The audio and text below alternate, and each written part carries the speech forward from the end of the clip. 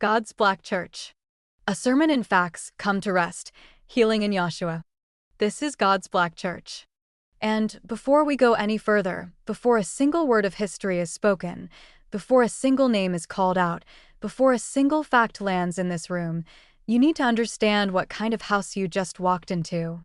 This is not a house of confusion. This is not a house of condemnation.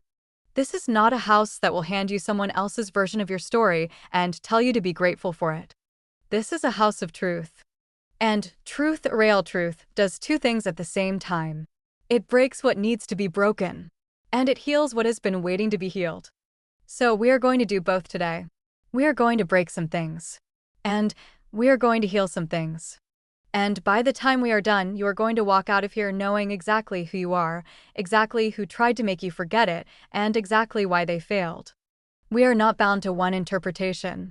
We are not limited by one tradition's framing. We are not here to repeat history without understanding it. We are here to read, to study, to question, and to heal. We study sacred texts from multiple traditions.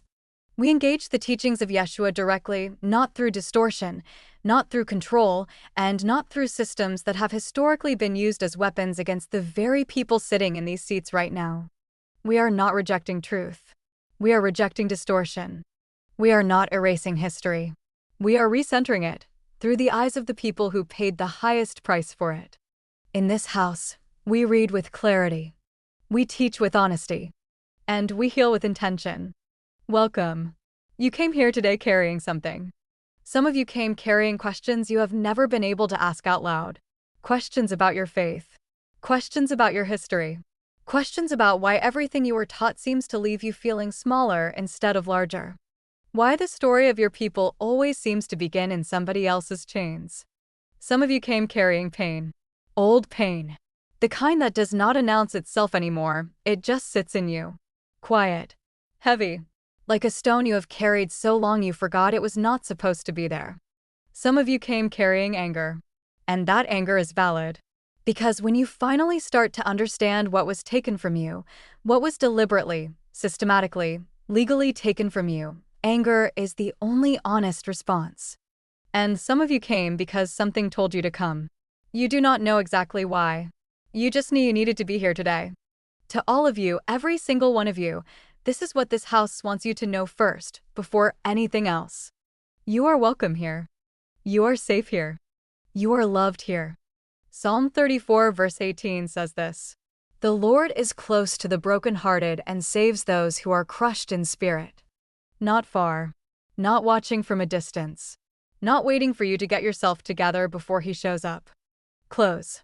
Whatever brought you through that door today, God is not intimidated by it. He is not surprised by it. He is not disappointed by it. He is drawn to it. So we slow down. We breathe. We come into this moment honestly. Because if we cannot be honest, we cannot be healed. And this house did not come to entertain you. This house came to heal you. Part 1. We speak the truth first. Now, before we get to the healing, we have to get to the truth. Because here is what this house knows. You cannot heal a wound you were never allowed to name. You cannot recover from an injury the world keeps telling you never happened. You cannot find your way back to something when every map you were ever handed was drawn by the people who took it from you. So we are going to name it today. All of it. By name. With facts. With dates. With documents. And we are going to start with the biggest lie you were ever told. They told you your story begins in slavery. That is a lie. Not a misunderstanding. Not a mistake. Not an oversight in the curriculum. A lie. Deliberate. Documented. Distributed into the hands of children and called education. Your story does not begin in chains. Your story was interrupted by chains. And there is a profound difference between a story that begins in bondage and a story that was living and breathing and building and creating, and then was violently interrupted. You had a history before the ships docked. You had a language before they banned it. You had a name before they replaced it. You had a God before they edited the book and handed it back to you as a reason to accept your own captivity. The interruption lasted approximately 400 years. From the 1500s to the late 1800s. That is the crime. Named. Documented. signed into law by kings, governors, and colonial powers, British, Spanish, Portuguese, French, and Dutch. Written into legal codes that classified your ancestors as property. Not as people. Not as human beings. As property.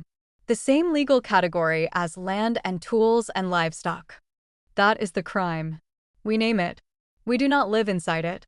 Because you are not the crime. You are what survived it. What they taught you and who taught it. Now let us talk about the people who made sure you never knew any of this. You went to school. You sat in those classrooms. You opened those textbooks. You were told you were receiving an education.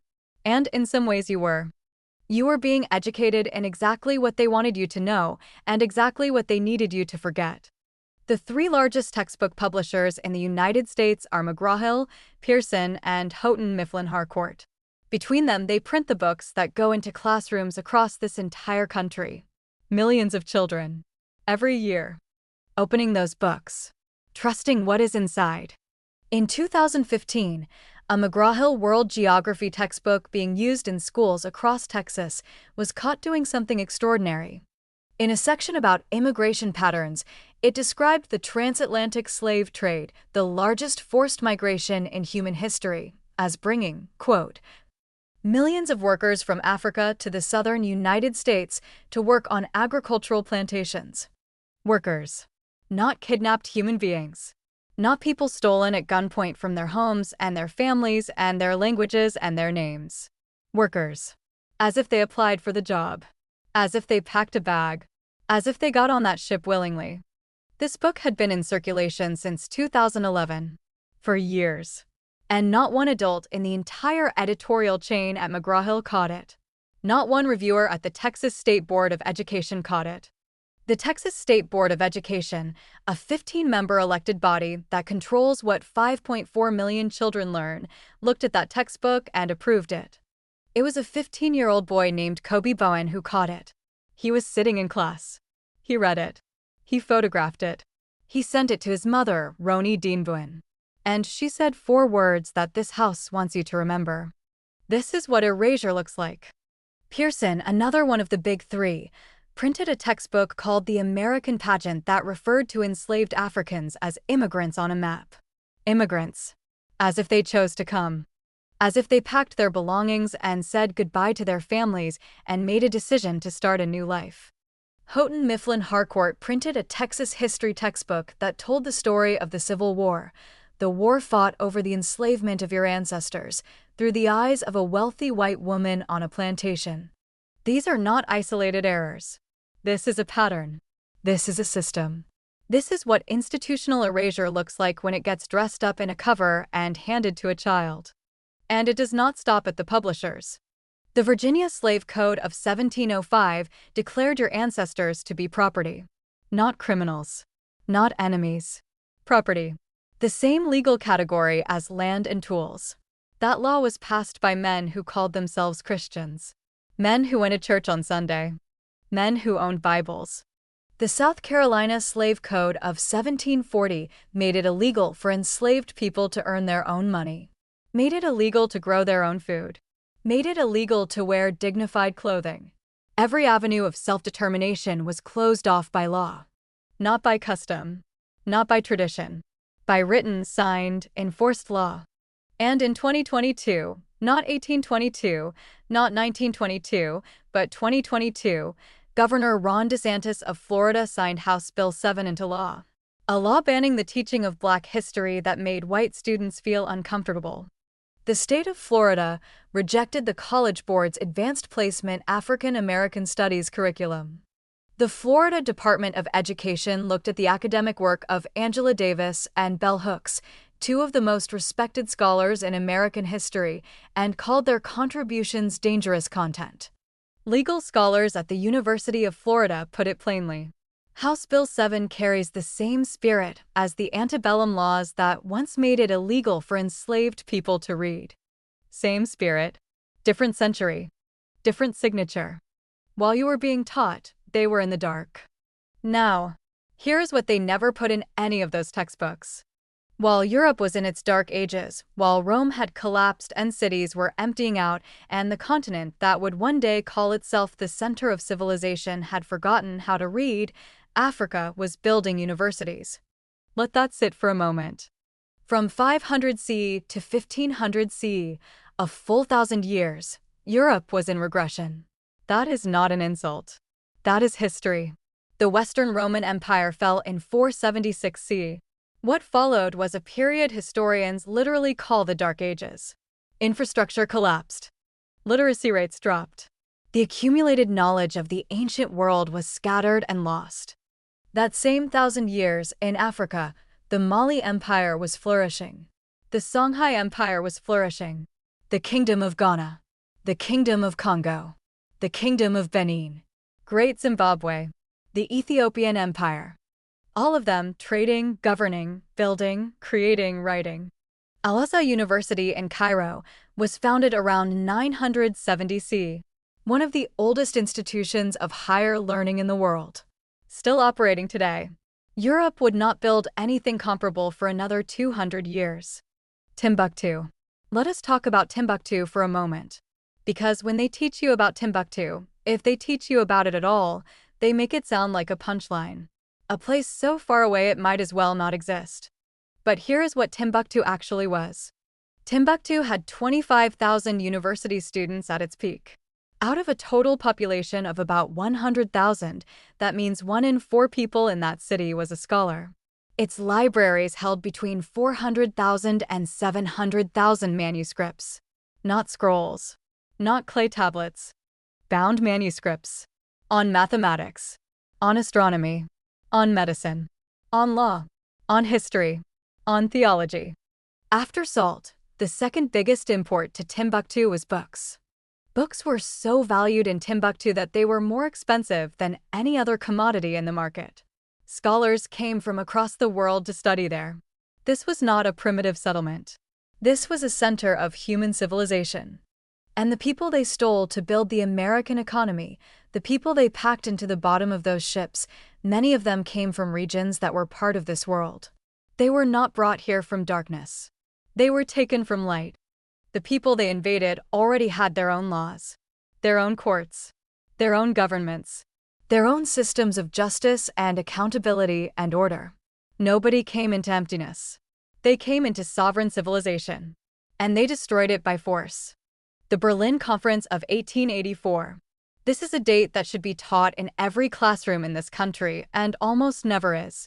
In 1884, representatives of Britain, France, Germany, Belgium, Portugal, Italy, Spain, and several other European powers sat down in Berlin and divided the entire continent of Africa between themselves. They drew lines on a map. They assigned territories. They created borders that cut through ethnic groups, through kingdoms, through family lines, through everything. They did not invite a single African leader to that table. Not one. A continent of hundreds of millions of people. Thousands of years of civilization. Divided up like a piece of property at an estate sale. By people who had never set foot there. In a room they were not invited into. With a pen they did not earn the right to hold. That is not ancient history. The borders drawn at the Berlin Conference of 1884 are still the borders of African nations today. The wounds created in that room in 1884 are still bleeding. They did not come with tricks. They came with guns. Now we need to be very clear about something. Because there is a version of this history that gets told sometimes, even by people who mean well, that makes it sound like what happened was a kind of trick. Like missionaries showed up with Bibles and clever arguments and somehow talked people out of their land and their freedom. That is not what happened. Portugal reached the Gold Coast, modern-day Ghana, in 1471. They did not come as guests. They did not come as traders looking to negotiate. They came armed. And what they began was not a conversation. It was a conquest. They built fortresses. All along the coast of West Africa, from modern-day Senegal down to modern-day Angola, they constructed slave forts, holding pens called barracoons. Stone structures equipped with up to 100 guns and cannons.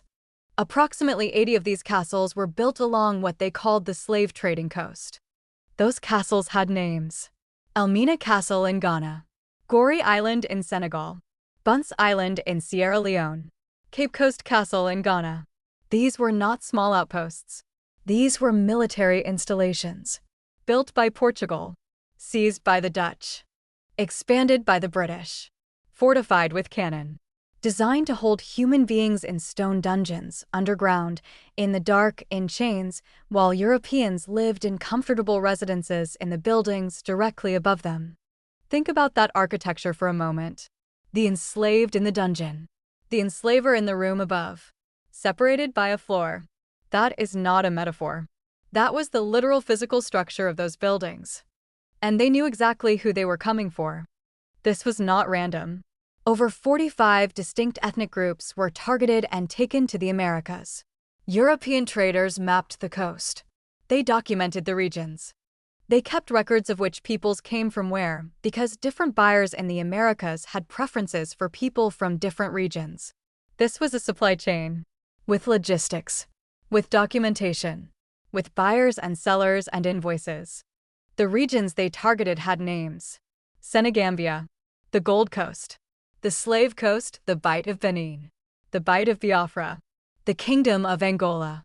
These were not accidents of geography. These were mapped, militarized, and systematically rated zones of human extraction, operated for profit. For centuries. After capture, after the raid, after the guns, after the violence, abducted Africans were marched to the coast. A journey that could be as many as 300 miles. On foot. 2 captives chained together at the ankle. Columns of people tied by ropes around their necks. Walking. For hundreds of miles. Before they ever saw a ship. 300 miles. In chains. On foot. Before they ever saw a ship. Between 1501 and 1867, nearly 13 million African people were kidnapped, forced onto ships, and trafficked across the Atlantic Ocean. Nearly 2 million of them died during the Middle Passage alone, the voyage across the ocean.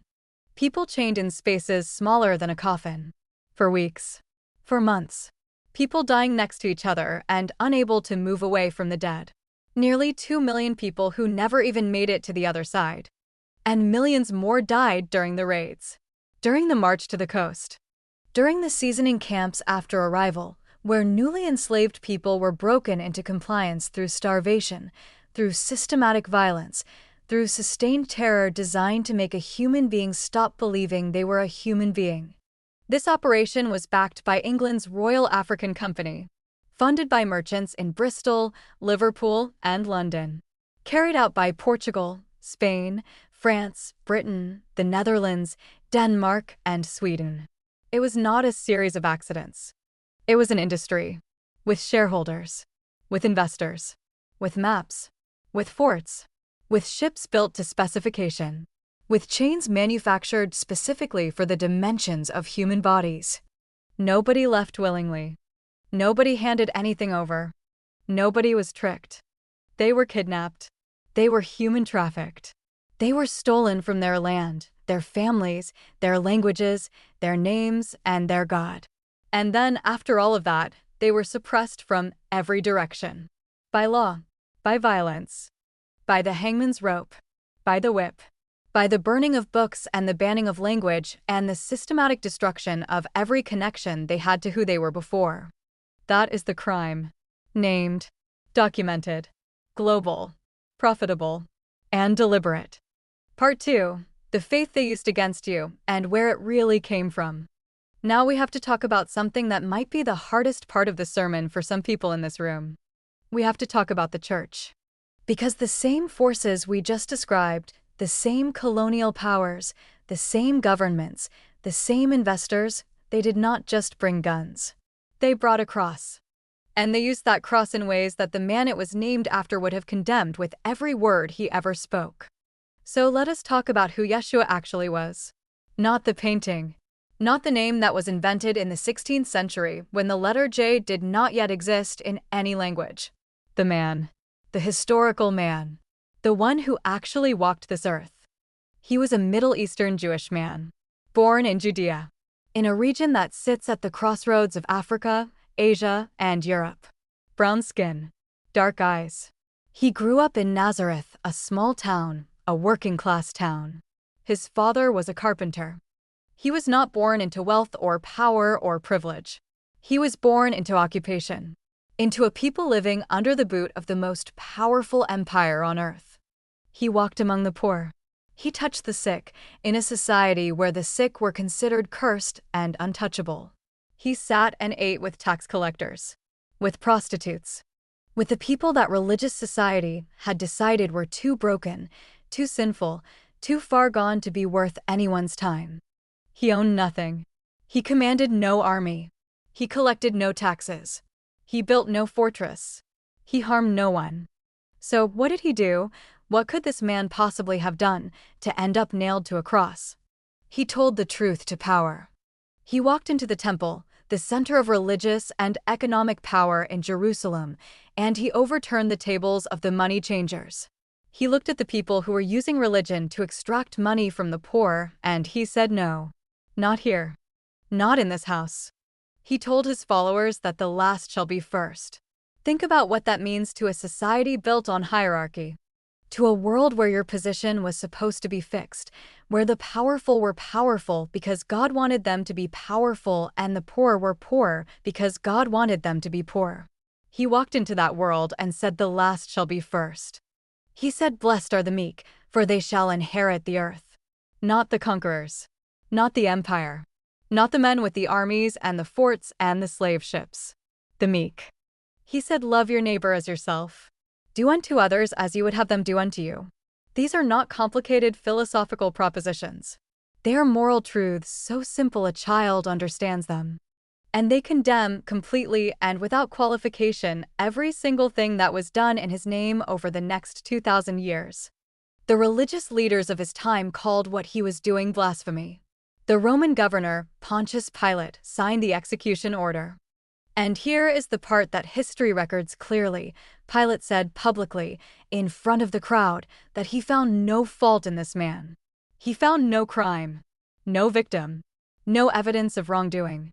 Then he signed the order anyway, because the crowd was getting loud, because the religious establishment needed him gone, because the empire needed order more than it needed justice. An innocent man, publicly declared innocent by the very official who sentenced him to death, executed by the state for organizing the poor and speaking truth to power. Does that sound familiar? Hold that thought. We will come back to it. The same empire that killed him built a church in his name. Here is where the story takes a turn that almost nobody talks about in church.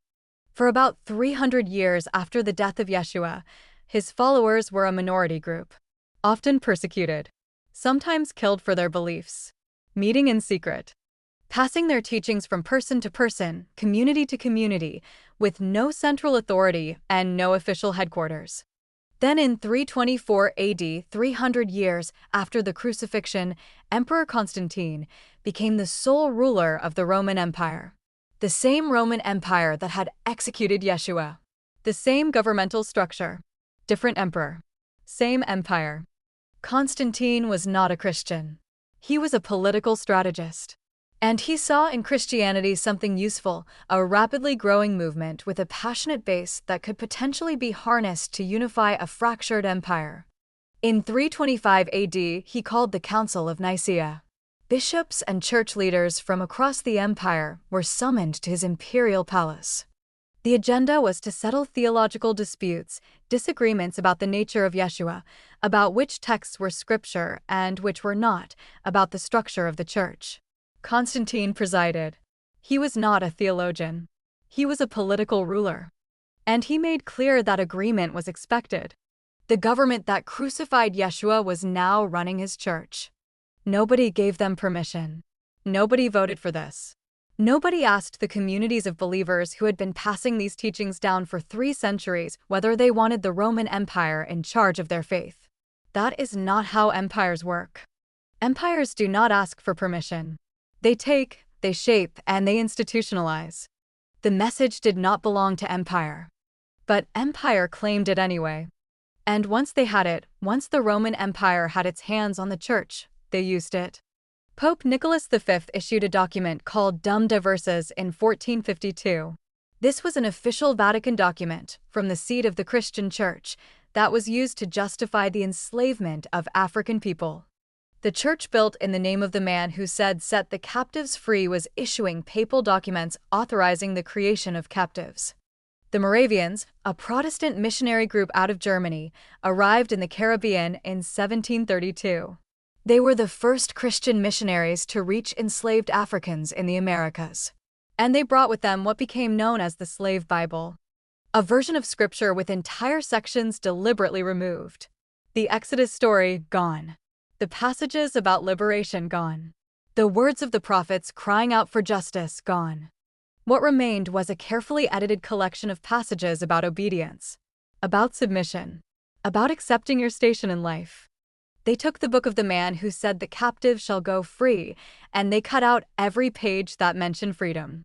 King Louis XIV of France signed the Code Noir in 1685, the Black Code, a legal document that required enslaved people to be baptized as Catholics while simultaneously classifying them as property.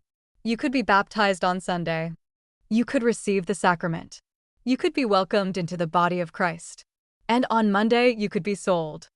Archbishop Desmond Tutu of South Africa, a man of profound faith who spent his entire life fighting for justice, described the outcome of all of this in a single image that this house wants you to carry with you. He said, "When the missionaries came to Africa, they had the Bible and we had the land. They said, 'Let us pray.' We closed our eyes. When we opened them, we had the Bible and they had the land. But this house wants you to understand what happened before that prayer. The land was not lost in a moment of closed eyes. It was not lost in a trick. It was taken by cannon, by sword, by fort, by chain, by military force, by the systematic destruction of every institution that existed before they arrived. The prayer came after the guns. The Bible came after the chains.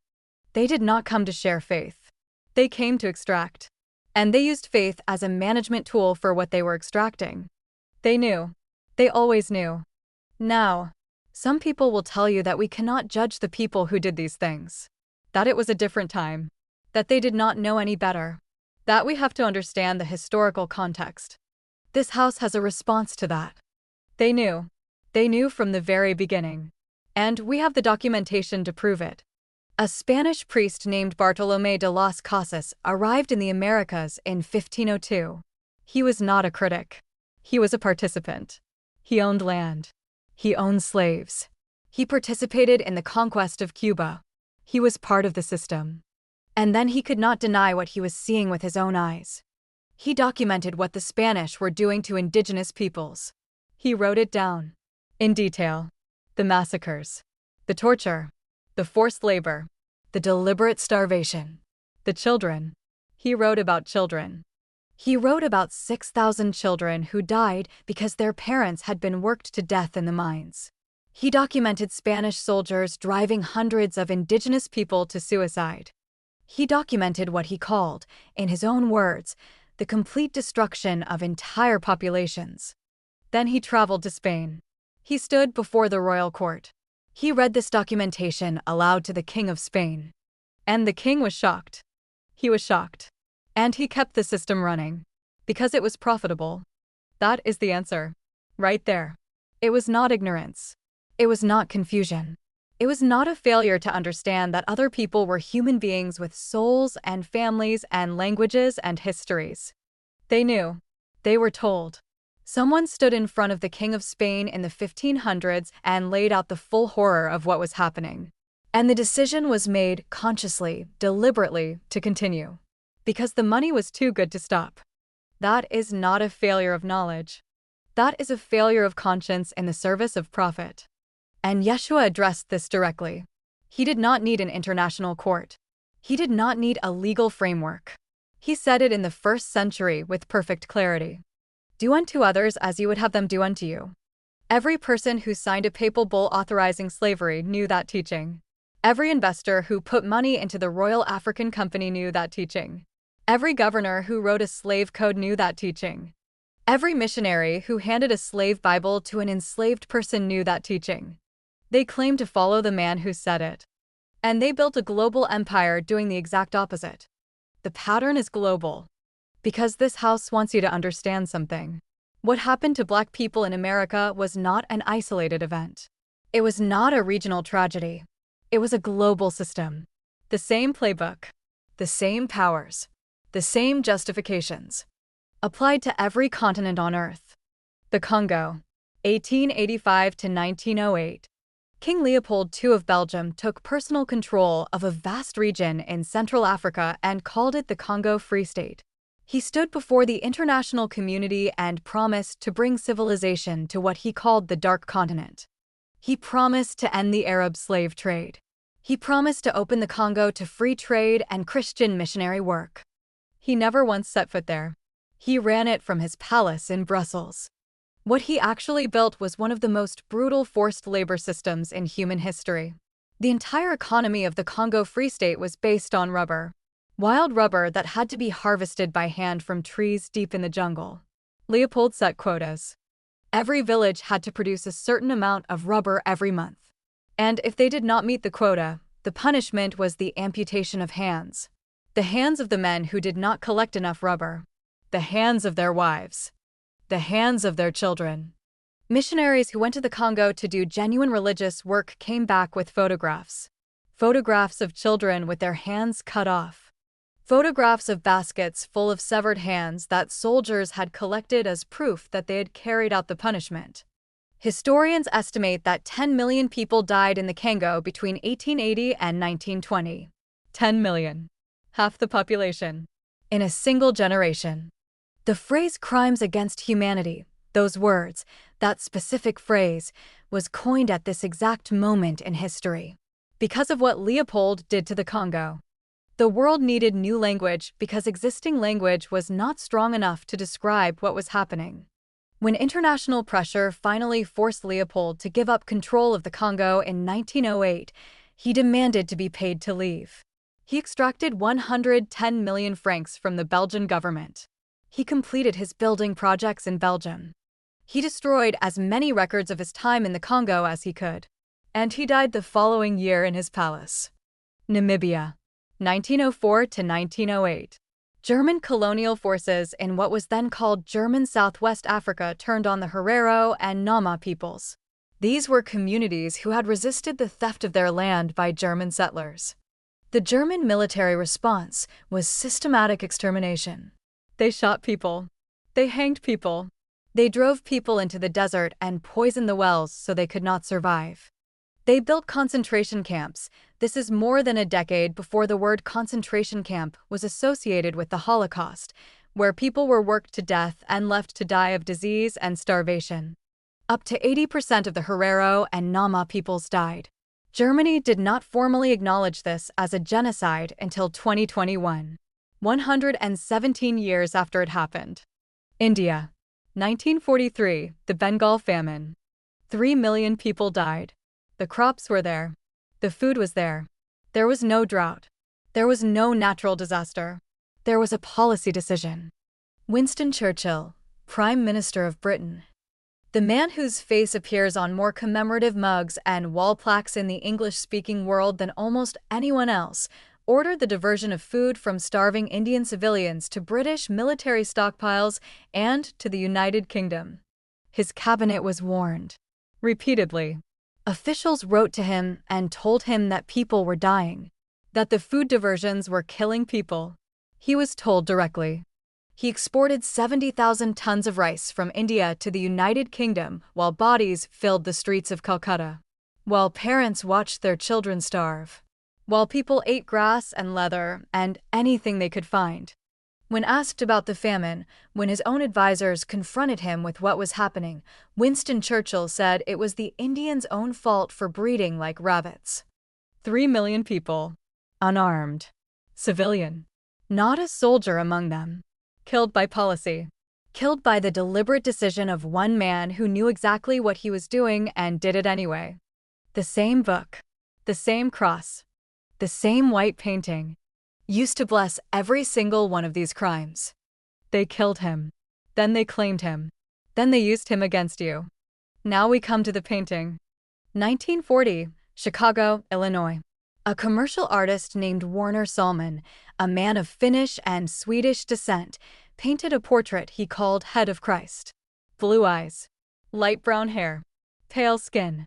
A face that looked like the face of a Northern European man.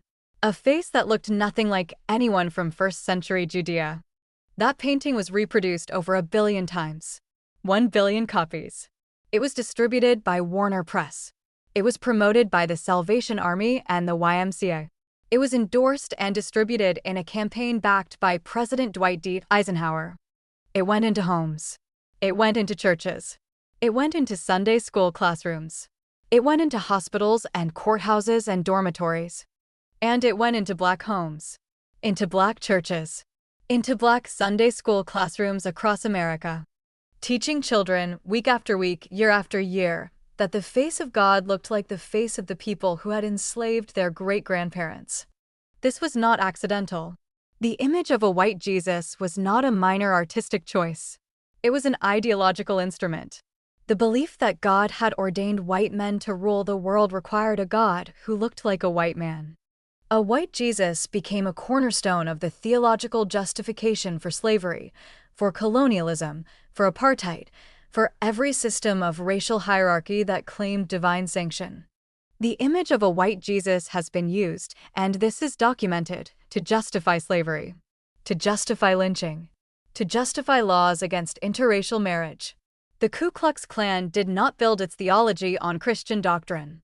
It built its theology on the image, on the white Christ, on the idea that whiteness was next to godliness and everything else was an abomination.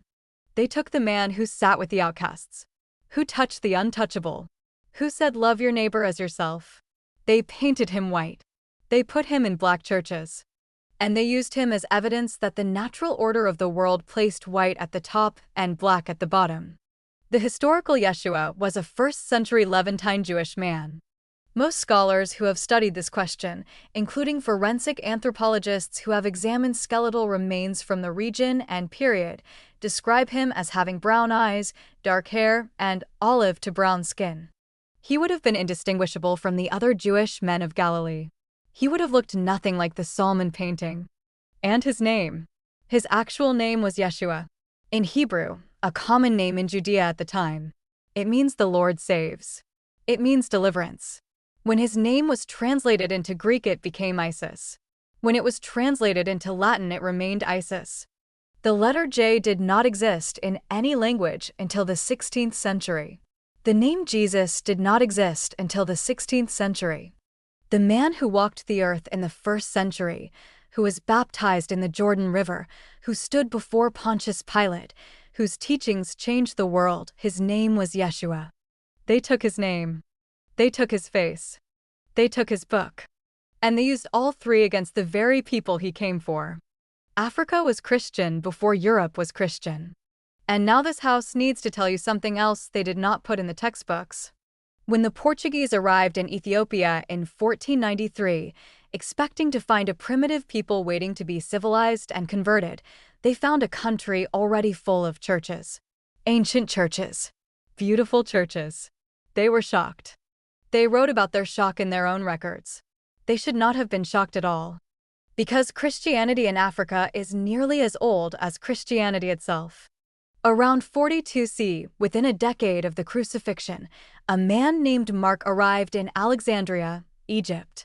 He founded what became the Coptic Church, one of the oldest continuous Christian communities in the world, still worshiping today. Still using liturgical traditions that predate anything in Rome or Canterbury or Geneva by centuries. In 330 CE, before Rome officially embraced Christianity under Constantine, King Azana of the Aksumite Empire declared Christianity the state religion of Ethiopia. Africa was a Christian nation before Europe was a Christian continent. And the Church Fathers, the theologians and scholars whose writings form the intellectual foundation of Christianity as it is practiced around the world today, many of them were African. Tertullian wrote from Carthage in modern-day Tunisia. Origen wrote from Alexandria in Egypt. Augustine of Hippo, arguably the most influential Christian theologian in history, The man whose writings on grace and salvation shaped both Catholic and Protestant theology for 16 centuries, wrote from Hippo in modern-day Algeria. These were not Romans living in Africa. They were indigenous Africans. Africa did not receive Christianity. Africa helped build it. The faith was never Europe's to give. It was never Europe's to corrupt. Blessed are those who mourn, for they shall be comforted. Matthew 5 verse 4. Your pain is not invisible. Your grief is not irrelevant. The mourning that has been passed through generations, the grief that never had space to be expressed, the funerals that were not allowed, the names that were not spoken, the ancestors who were taken and never came back, that mourning is seen. That mourning is honored, and comfort is promised. Blessed are the meek, for they shall inherit the earth. Matthew 5 verse 5. Not the conquerors. Not the ones who built 80 slave forts on the coast of Africa. Not the ones who sat at the Berlin Conference and divided a continent they did not own. Not the ones who cut off children's hands for not collecting enough rubber. Not the ones who exported rice from a starving country. The meek. The ones who endured. The ones who survived. The ones who kept their humanity intact when every system around them was designed to strip it away. The ones who are in this room right now. Love your neighbor as yourself. Matthew 22 verse 39. This is the teaching that condemns everything we described today. Not because it is complicated, because it is simple. So simple that every person who ever signed a slave code or a papal bull or a warrant for the assassination of a civil rights leader understood it perfectly well and violated it anyway. Deliberately. Profitably. Do unto others as you would have them do unto you. Luke 6 verse 31. One line. That is all it takes. One line condemns the transatlantic slave trade. One line condemns the Congo Free State. One line condemns the Bengal famine. One line condemns the assassination of Martin Luther King Jr. and Malcolm X and Fred Hampton. One line condemns every empire that ever wrapped itself in a cross while it destroyed everything that cross was supposed to stand for. No court needed. No international law needed. One line. The system failed the teaching. The teaching never failed the people. This is what we teach in this house. We are anti-racist, not anti-faith. We follow the teachings of Yahshua, not the image manufactured to make you bow to someone else's reflection. Not the painting on the wall that looks like the people who enslaved your ancestors. Not the edited Bible with the freedom pages removed. Not the version of Christianity that was designed to make you passive and compliant and grateful for your own oppression. The real teaching. The unedited, unfiltered, uncorrupted teaching of the man who said, "Blessed are the meek, and set the captives free, and love your neighbor as yourself, and do unto others as you would have them do unto you." We trace our Christianity not to 1619, not to the moment enslaved people were handed a slave Bible and told this was their faith now. We trace it to 330 C, to King Azana of Ethiopia, to the Coptic Church founded in Alexandria around 42 C, to Tertullian of Carthage, to Origen of Alexandria, to Augustine of Hippo, Africans who shaped the entire intellectual foundation of Christian theology while Europe was still in its dark ages. Africa was Christian before Europe was Christian. The faith was never theirs to give. It was never theirs to corrupt. And it was never theirs to hand back to us as a chain. We know who killed him. We know who took his name. We know who changed it from Yahshua to a name that did not exist until the 16th century. We know who painted his face. We know who printed that painting a billion times and put it on the walls of black churches across America. We know who edited the book. We know who cut out the Exodus story and the passages about liberation and handed what was left to enslaved people as a reason to accept their bondage. We know all of it. Every name, every document, every date, every decision. And we still believe. Not because we are naive. Not because we have forgotten what was done. Not because we are willing to pretend the history did not happen. We still believe because the teaching is true. Because the man was real. Because the words he spoke, the actual words, recorded in the actual texts, untranslated and unedited, those words speak directly to every person who has ever been oppressed, exploited, erased, or made to feel like they do not matter. The system failed the teaching. The teaching never failed the people. And we are taking it back. Come as you are. If you came here today carrying something, and this house believes that every person in this room came here carrying something, then this moment is for you. If something in this service today stirred something in you, if a fact landed in a place that had been numb, if a scripture reached a place that had been closed, if you felt something shift, something loosen, something that had been held tight for a very long time beginning to release, that is not accident. That is not coincidence. That is the healer. Come as you are. Not as you think you should be. Not as you were before everything happened. Not with the version of yourself you wish you could present. Come with the real one. The tired one. The angry one. The one who has been holding everything together for everyone else for so long. The one who still has questions. The one who still has doubts. The one who was not sure they believed any of this until something in this room today started to make the kind of sense that nothing else ever quite has. The altar is not a stage. It is a hospital. And the healer is here. Come to rest. Come to healing. Come to Yahshua. Final blessing. Before you leave this place, before you walk back out into a world that will try, again and again, in ways large and small, to make you forget what you heard today, this house speaks these words over you. May the God who sees you meet you in the places you have hidden. May the God who knows you call you by the name he gave you before any empire existed to replace it. May the God who heals you touch the wounds you stopped mentioning. May the God who loves you restore the parts of you that life tried to steal. They killed the truth teller. They claimed his name. They changed his name. They painted his face. They printed that painting 1 billion times. They edited his book. They cut out the pages about freedom. They handed what was left to enslaved people as a reason to accept their chains. They did all of that with intent, with investment, with centuries of effort. And still, his words survived. His teaching survived. His truth survived. And you survived. Because truth does not die when they kill the one who speaks it. Truth lives in every person who hears it and refuses to forget it. Truth lives in every community that gathers to speak it out loud even when the world around them insists on the lie. Truth lives in every child who is taught their real history, the full history, the history that does not begin in chains but was interrupted by them. Truth lives here, in this house, in this room, in the people sitting in these seats right now. The last shall be first. The captive shall be free. The stone the builders rejected, that is the cornerstone. And you, sitting here right now, carrying everything you came in with. You were never garbage. You never were. And now you know who said otherwise. In Yahshua's name. Amen. For God's Black.Church, Chapter 1. A sermon and facts come to rest, healing in Yahshua. God's Black.Church. The healing word. Now we come to the healing. You just heard the truth. All of it. Heavy truth. Truth that lands in the chest and does not leave quickly. And this house is not going to rush past what you are feeling right now. If there is anger in you, that is real. If there is grief, that is real. If there is something you cannot name yet, something that is sitting in you like a stone, that is real too. But this house also knows that you did not come here only to hear what was taken from you. You came to receive something.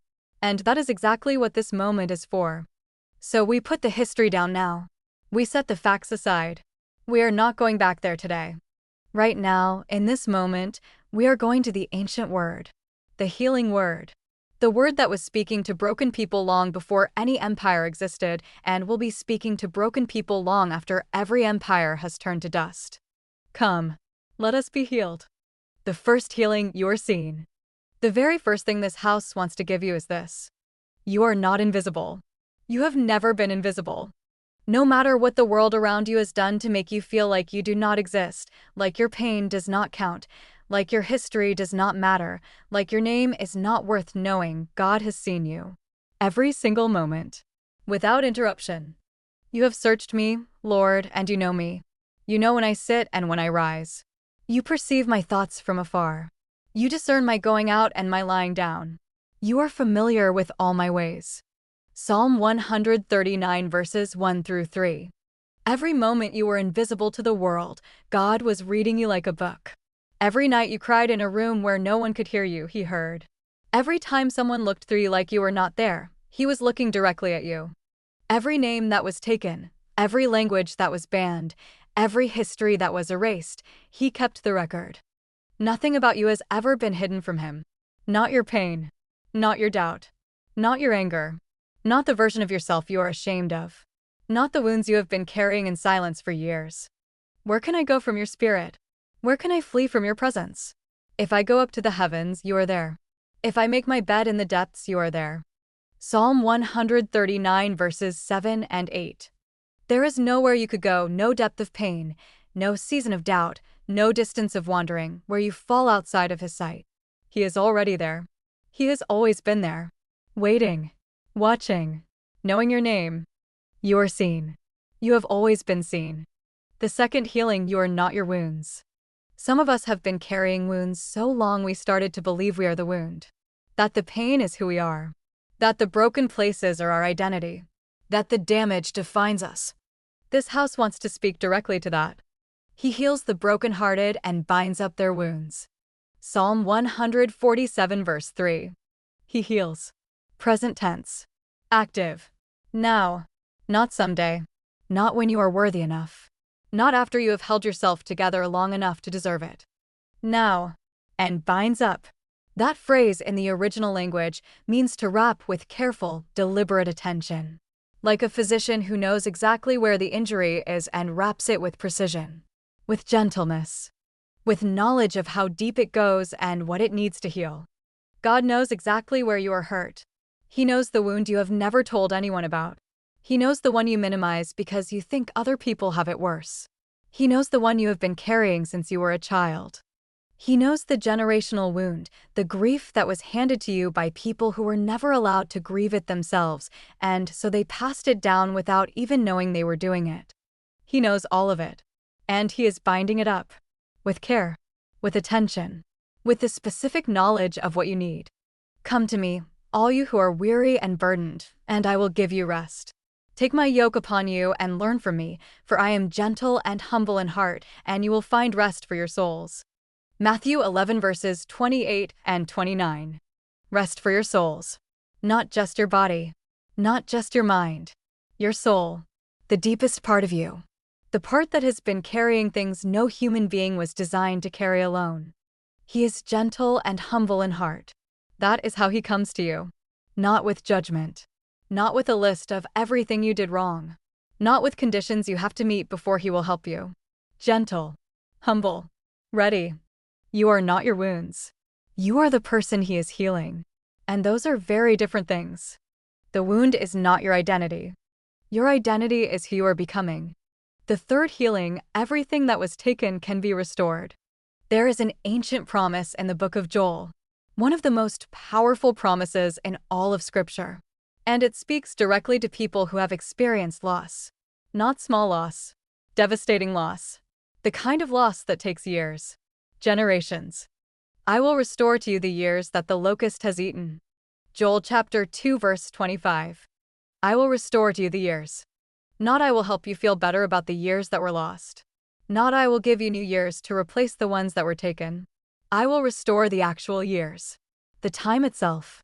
The seasons of life that were stolen or wasted or spent in captivity, in bondage to pain, to systems, to cycles you were born into and never chose.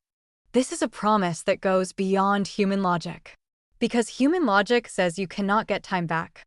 Human logic says what is lost is lost. Human logic says you have to make peace with what happened and move forward with whatever is left. But God says, I will restore the years. This means the childhood that was taken from you. God can restore what that was supposed to give you. The peace, the safety, the sense of being loved and protected and known. The relationships that were destroyed, God can restore the love that was supposed to live in them. The identity that was stripped away, God can restore the knowledge of who you are and where you come from. The culture, the language, the history, the name, God is a restorer.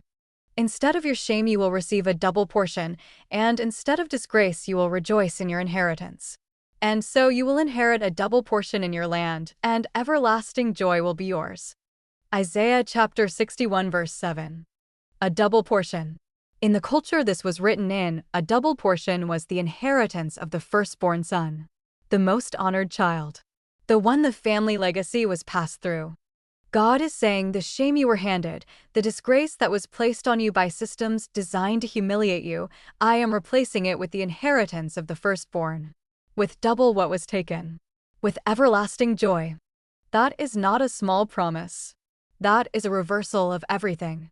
That is God looking at every system that tried to make you less, every textbook, every law, every painted image, every edited scripture, and saying, I am going to give them back double what you stole. What was taken will be restored. What was broken will be made whole. What was lost will be found. The fourth healing, strength for the weary. Some of you in this room are tired. Not the kind of tired that sleep fixes. The kind of tired that comes from years of being strong for everyone else. From carrying what was never yours to carry. From surviving things that were not supposed to happen. From fighting battles that should have been over generations ago. This word is for you. He gives strength to the weary and increases the power of the weak. Even youths grow tired and weary, and young men stumble and fall. But those who hope in the Lord will renew their strength.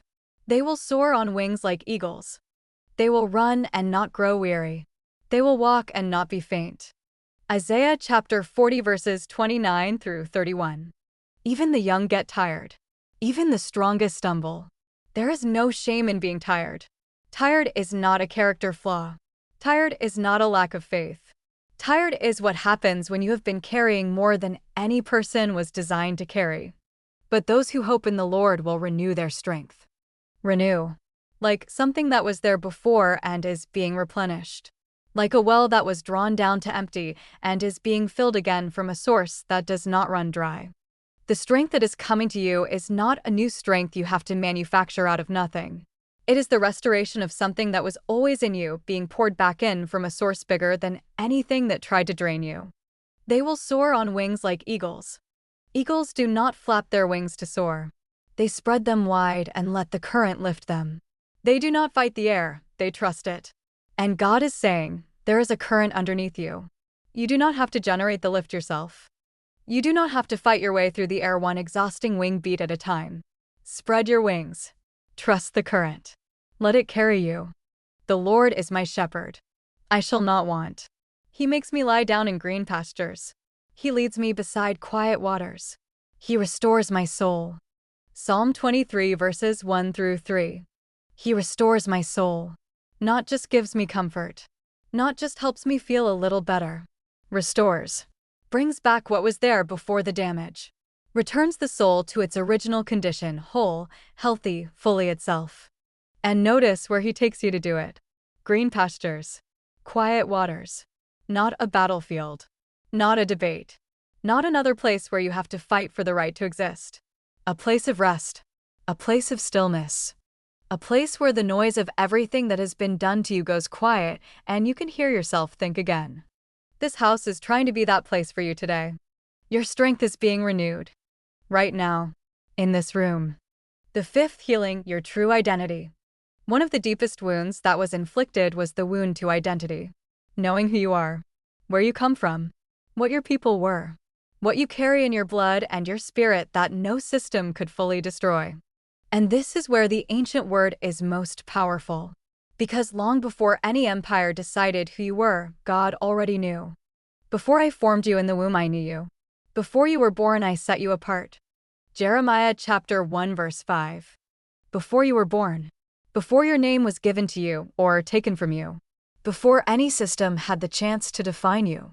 Before any textbook described your ancestors as workers or your history as something that begins in somebody else's chains. God knew you. Set you apart. Had a purpose already waiting for you. You were not an accident of history. You were not a byproduct of someone else's economy. You were known. Named. Called. Before any of the things that happened to you had a chance to happen. For I know the plans I have for you, declares the Lord. Plans to prosper you and not to harm you. Plans to give you a hope and a future. Jeremiah chapter 29 verse 11. Plans to prosper you. Not to give you the bare minimum. Not to help you survive what was done to you and limp forward. to prosper you, to give you a hope that is real, not wishful thinking, not blind optimism, but confident expectation based on the character of the one who made the promise. And a future that is not defined by the past, a future that is not limited by what was taken, a future that does not begin where the wound ends, but where God says it begins. Fear not, for I have redeemed you. I have called you by name. You are mine. Isaiah chapter 43 verse 1. Called you by name. Not the name they gave you. Not the name on the slave manifest or the plantation record or the deed of sale. The name he gave you. The name he spoke over you before any empire had the chance to replace it. That name, the one God knows, that is who you are. And this house wants you to say this out loud, with conviction. Not because you have arrived. Not because everything is healed and everything is whole and everything makes sense, but because it is true. And sometimes you have to say the truth out loud before your heart catches up with it. I am who God says I am. I am not what was done to me. I am not what they said about me. I am not my lowest moment. I am not my deepest wound. I am called. I am chosen. I am known. I am becoming who I was created to be. The sixth healing, the freedom of forgiveness. Now we come to the one that might be the hardest. And this house is not going to rush through it or minimize it or make it sound easier than it is. Forgiveness. Not because the people who did harm deserved it. Not because what happened was acceptable. Not because the history should be softened or the record should be erased. Because you deserve to be free. Bitterness is a prison. It is a prison that the person who hurt you does not live in. They are out there living their life. You are the one inside it, carrying the weight of what they did in your body, in your sleep, in your relationships, in your quiet hours. Get rid of all bitterness, rage and anger, brawling and slander, along with every form of malice. Be kind and compassionate to one another, forgiving each other, just as in Christ God forgave you. Ephesians chapter 4 verses 31 and 32. Forgiving each other just as God forgave you. This is the model. Not forgiving because the other person earned it. Not forgiving because they apologized or changed or acknowledged what they did. Forgiving the way God forgives, freely, fully, before it was deserved.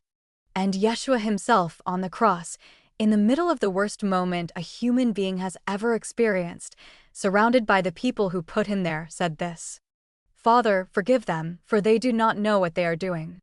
Luke chapter 23 verse 34. In the middle of execution, in the middle of the most profound injustice, he prayed for the people doing it. This is not weakness. This is the most radical act of power in human history. It is saying, you do not have the power to make me into something bitter. You do not have the power to take my love away from me. You do not have the authority to corrupt who I am on the inside, no matter what you do to me on the outside. Forgiveness is not a gift you give to the person who hurt you. Forgiveness is a gift you give to yourself. It is the decision to stop paying the price for what someone else did. It is the decision to unlock the prison door and walk out. Therefore, there is now no condemnation for those who are in Christ Yahshua. Romans chapter 8 verse 1. No condemnation. Not reduced condemnation. Not condemnation held in reserve for when you mess up again. No condemnation. The record has been cleared. The debt has been canceled. The verdict has been reversed. Whatever you have done, whatever was done to you, whatever you have been carrying in the form of shame or guilt that was never yours to carry in the first place, this house speaks freedom over that right now. You are free. You are forgiven. You are released. The seventh healing, a peace that makes no sense. There is a kind of peace that the world cannot explain.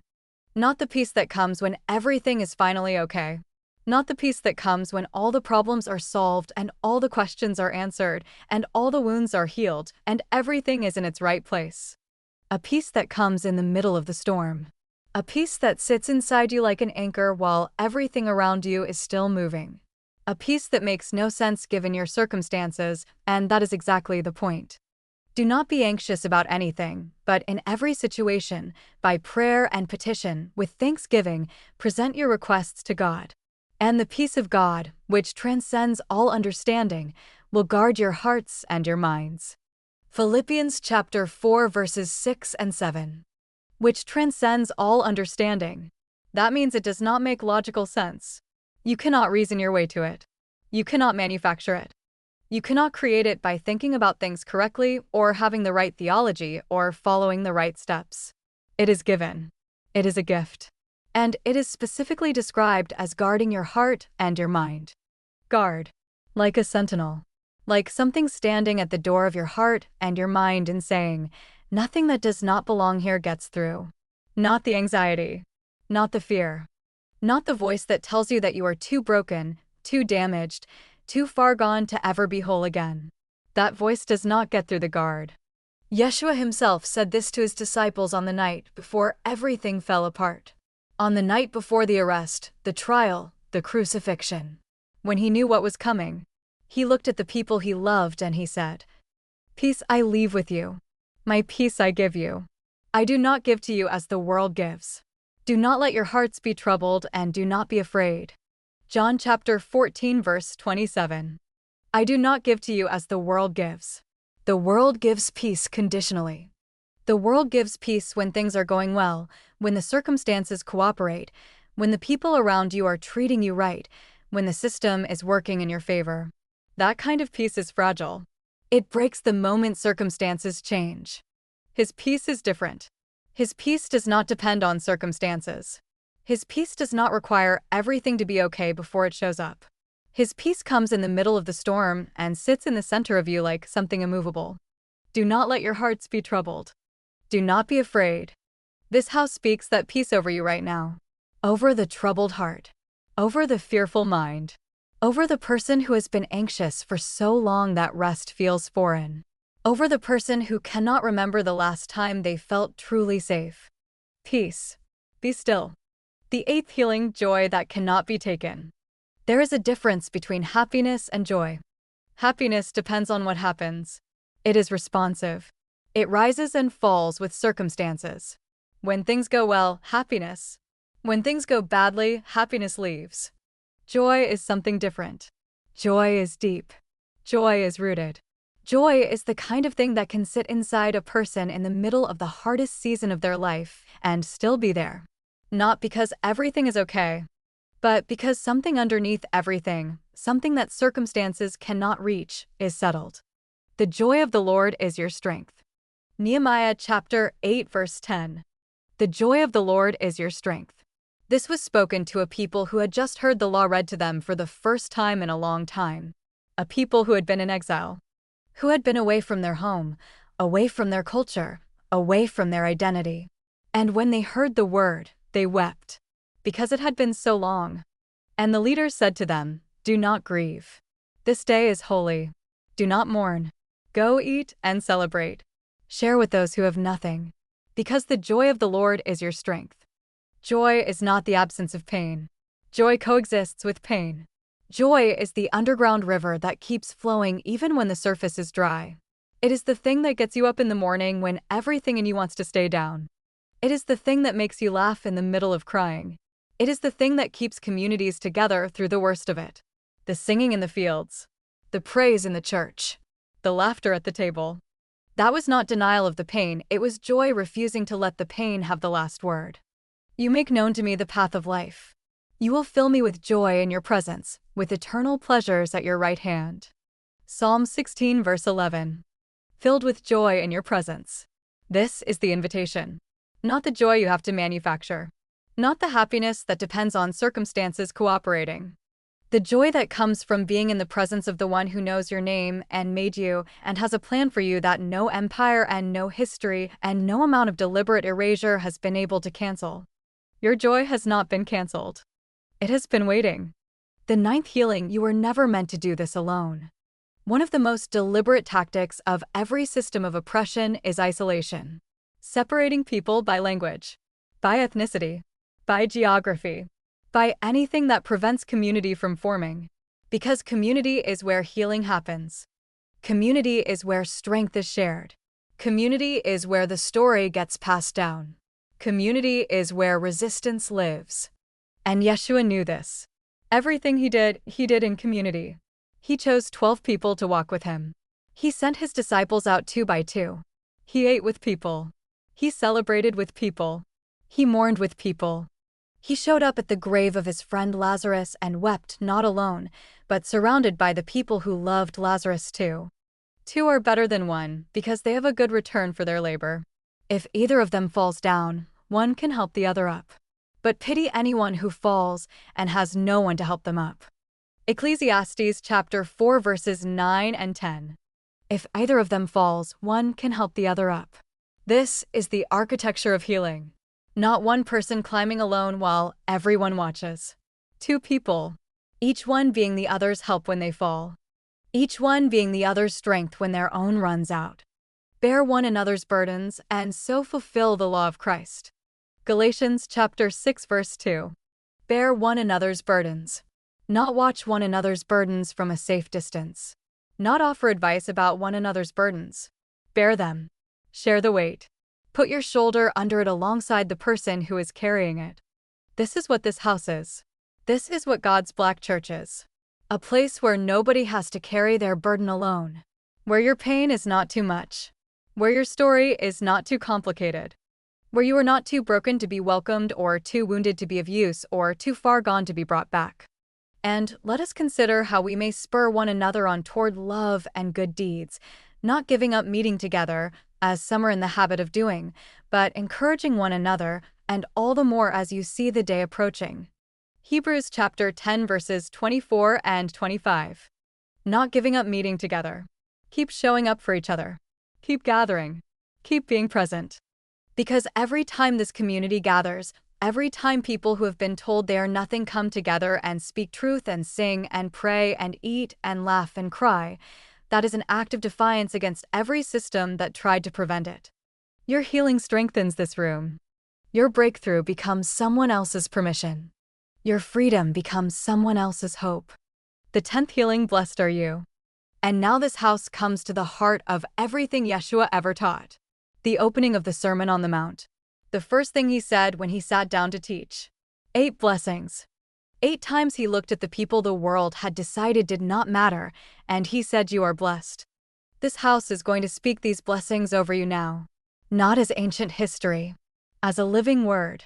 As something being spoken into this room, into this moment, into the specific people sitting in these specific seats right now. Blessed are the poor in spirit, for theirs is the kingdom of heaven. If you have come to the end of yourself, if you have nothing left, if the weight has taken everything and you are empty, you are not at the end. You are at the beginning. The kingdom does not go to the ones who are already full. It goes to the ones who have room to receive it. Theirs is the kingdom of heaven. Blessed are those who mourn, for they shall be comforted. If there is grief in you today, grief you have been carrying quietly, grief that has no name, grief that was handed to you by people who were never allowed to grieve it themselves, that grief is seen. That mourning is honored. Comfort is not a maybe. Shall be comforted is a promise. Blessed are the meek, for they shall inherit the earth. The meek are not the weak. The meek are the ones who had every reason to become something hard and bitter and closed, and chose to stay open. The ones who endured without losing their humanity. The ones who survived the unsurvivable and still have love left in them. The earth belongs to them. It belongs to you. Blessed are those who hunger and thirst for righteousness, for they shall be filled. If something in you is hungry for the world to be what it was supposed to be, for justice to be real, for truth to be told, for every human being to be treated as exactly what they are, that hunger is a calling. The ones who hunger for righteousness shall be filled. Blessed are the merciful, for they shall obtain mercy. The ones who choose compassion over bitterness. The ones who find a way to see the humanity in others even when others refuse to see it in them. They shall obtain mercy, not from the world, which is stingy with it, but from the one who invented it. Blessed are the pure in heart, for they shall see God. The pure in heart are not the ones who never sinned. They are the ones who want God more than they want anything else. The ones who come to this room not to perform but to encounter. The ones who would rather be honest than impressive. They shall see God. Blessed are the peacemakers, for they shall be called children of God. The ones who refuse to pass the wound on. The ones who decide in their own body, in their own family, in their own generation, that the cycle ends here. That the brokenness stops with them. that they will be the ones who bring wholeness instead of more damage. They shall be called children of God. Blessed are those who are persecuted for righteousness' sake, for theirs is the kingdom of heaven. The ones who were targeted for telling the truth. The ones who were silenced for speaking up. The ones who paid a price for doing what was right when the world around them was doing what was profitable. The kingdom belongs to them. Blessed. Not eventually. Not after you clean yourself up. Not when you have healed enough to deserve it. Now, as you are. In this room. Today. Come as you are. If something in this word today touched a place in you that has not been touched in a long time, that is not accident. If something loosened. If something that has been held tight for years began to release. If the tears came, good. Tears are not weakness. Tears are the body finally getting permission to feel what it has been holding. Let them come. If you feel the pull, come. Not with perfection. Not with performance. Not with the version of yourself you think you are supposed to present to God. Come with the real one. The tired one. The one with the questions. The one who has been carrying all of this and does not know how to put it down. The altar is not a stage. It is a hospital. And the healer is here. Bring your weariness. Bring your grief. Bring your anger. Bring your doubt. Bring the wound you have never told anyone about. Bring the shame that was never yours. Bring the version of yourself that you have been hiding because you were not sure anyone could handle it. He can handle it. He has been waiting for it. Come to rest. Come to healing. Come to Yahshua. Final blessing. Before you leave this place, before you walk back out into the world, this house speaks these words over every person in this room. May the God who sees you meet you in the places you have hidden. May the God who knows your name call you by it, the real one, the one he gave you. May the God who heals touch the wounds you stopped mentioning. May the God who restores give back what was taken. May the God who strengthens renew what was drained. May the God who loves you restore the parts of you that life tried to steal. You came in carrying something. This house prays that you leave carrying less. That something was set down today that did not belong to you. That something was spoken into a place that has been waiting for it. That something in you, something that has been closed for a very long time, opened just a little bit today. And this house believes that a little bit is enough. Because God does not need a lot of room to work. He just needs an opening. And if you gave him even a small one today, watch what he does with it. Blessed are the poor in spirit. Blessed are those who mourn. Blessed are the meek. You are seen. You are known. You are loved. You are healed. And you were never garbage. You never were. In Yahshua's name. Amen.